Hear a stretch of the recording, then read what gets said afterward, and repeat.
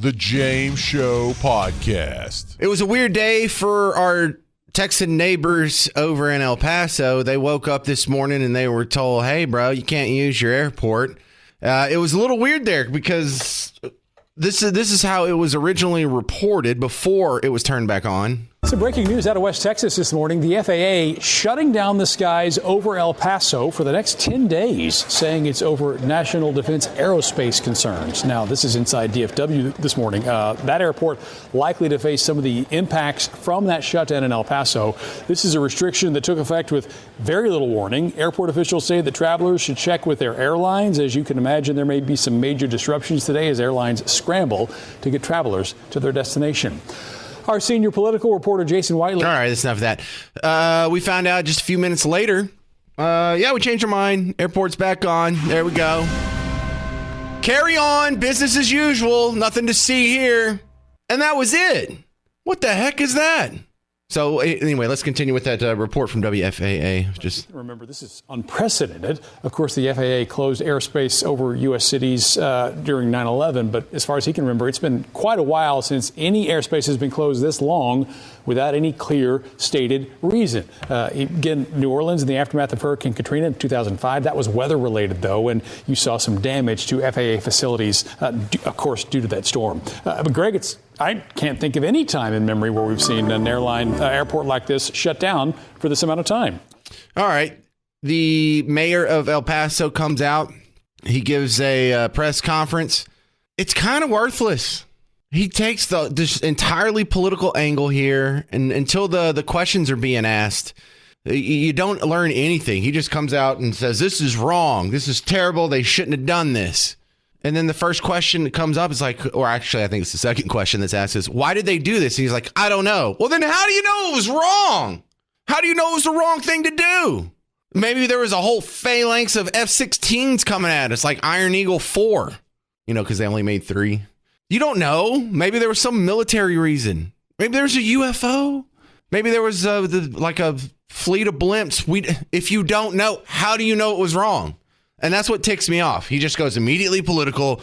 Well, this administration is just wrong. Just stop it. Well, good morning, everyone. I want to provide an official update to the people of El Paso regarding the FAA's decision to place a temporary flight restriction and then their decision to lift the temporary flight restriction over our city. This unnecessary decision has caused chaos and confusion in the El Paso community. I want to be very, very clear that this should have never happened. How do you know? Here, look, let me go ahead to later in the press conference, because he spoke for 12 minutes here. Did the classic political thing and not really saying much, but here, all the good parts are in the questions section. Laura, who's next? Yeah, Laura, who's next? Okay. We're going to open it up to questions. I will ask you, please wait till we get a microphone to you.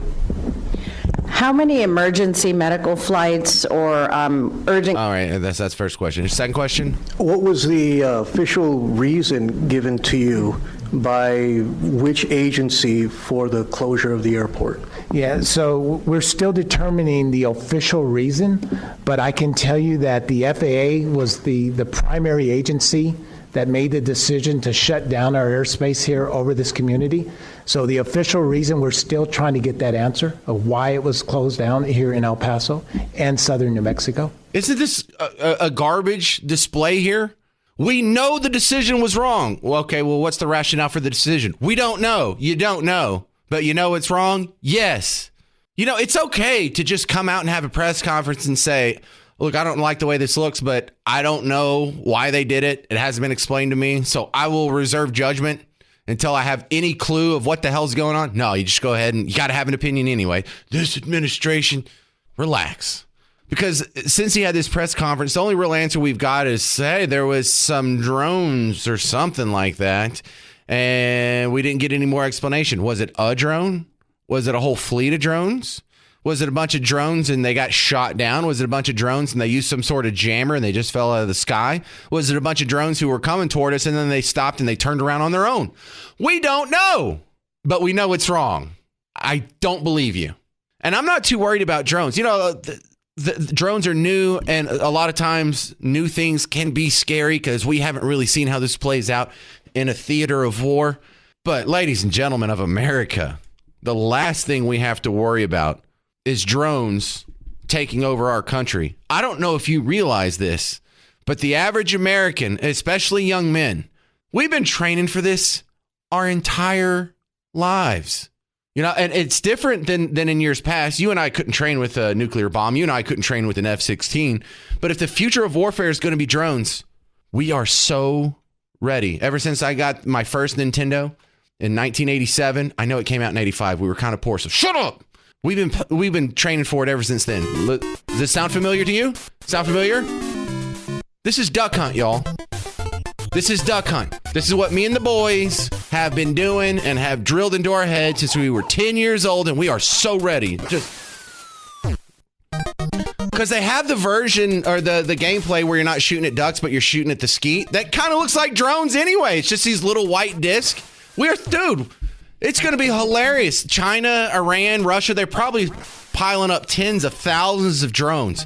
And there's going to be one day when this all pops off, and they're going to take the drones outside, and they're going to be so disappointed when me and you and all of my buddies from Bug Tussle, we just go out there with our shotguns.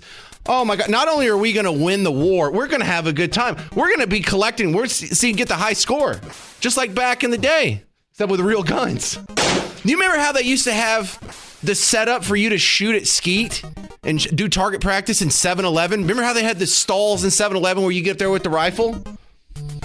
Dude, when the drone war pops off, we're so winning.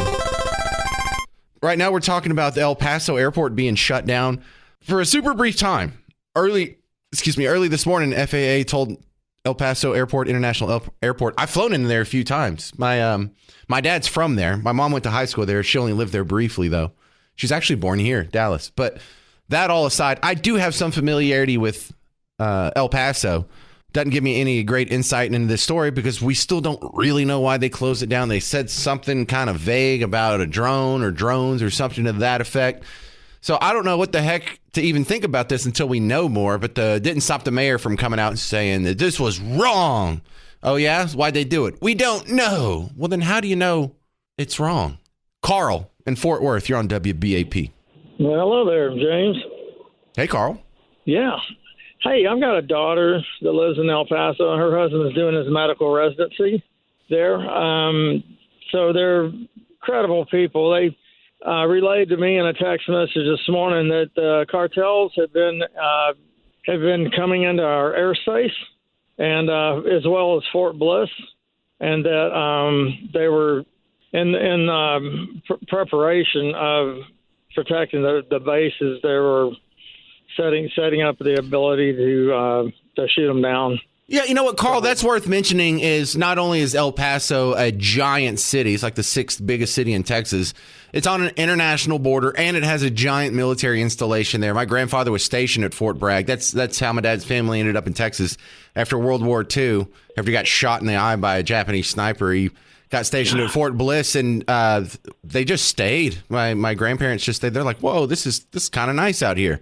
And so Fort Bliss, huge military installation. It's one of those places where they fly a lot of planes out, and then they can fly over to somewhere in New Mexico where they have these ranges where they just bomb stuff, like over by Carlsbad or White Sands and whatnot. So there's a lot of military activity going on there. Not quite as big as Fort Hood, but I can see why they would be hypersensitive toward anything, not just coming across the international border, but an international border that has a giant military installation right there in El Paso. Thanks for bringing that up, Carl. So what do you glean from this? You think that's right? You think it's the... Yeah, I mean, absolutely, because he's, these are credible people.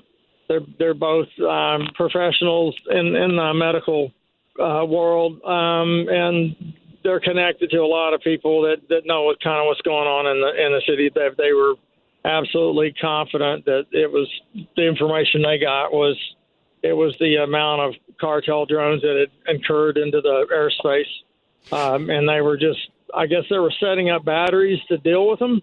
I don't know why they shut down for 10 days. That's nuts. But I guess they thought maybe that thought it was. I don't know any more than that, other than she texted me this morning and said it was the cartels that were flying the drones incurring into their space. Right, and that's the other interesting part is why did they say 10 days to begin with, and then a couple hours later they're like, we're back on. It wasn't 10 days after all. It was an hour and a half, or what was it, 2 hours, I think? Yeah.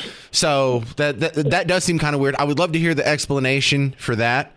And then we'll see if I can find out, and I'll call you back. Well, all right, Carl, get on it. You can be the adjunct reporter for the James Show today. I appreciate it, Carl. All right. Well, you're sure welcome, James. Have a great day. Thank you. All right. Yeah, I also have family down in Laredo. My grandfather on the other side was from Laredo, and they were involved in law enforcement. I still have cousins down there, and they have a strange neighbor right there, because across from Laredo is Nuevo Laredo. It's just a continuation of a big city, but it's completely different now. And the fact that once your government is 100% bought off and bribed and completely controlled by the cartels, then you have this weird gray area to where if there's a government helicopter that's flying up there, is that a government helicopter, or is that a government helicopter doing the bidding of the cartels, which pretty much makes it a cartel helicopter with government symbolism on it?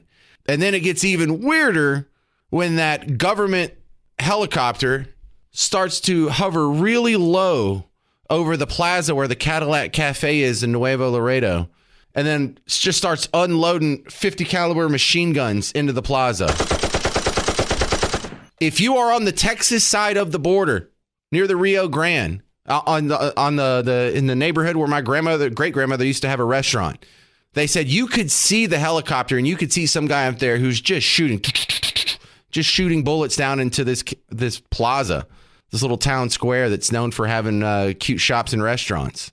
And you don't know, is that the cartels doing that? Is that the government shooting at the cartel? Is that the government doing the bidding of the cartel, shooting at the cartel's rivals? It really is that wild. And the cartels really do have that much control to where even if it's the government doing it, you're not even sure if it's really the government or they're just the avatar for the wishes of the cartel at the time. So when you deal with something like drones coming over the international border right next to El Paso, because the international airport is right on the river, like it's adjacent to the river. There is no buffer zone from when someone crosses our international airspace before they get to the international airport where bad things can happen. There's a little bit of distance there for Fort Bliss, but it's negligible. So, there's a lot of suspicions around this. I'm really interested to hear the rest of that story. The James Show Podcast.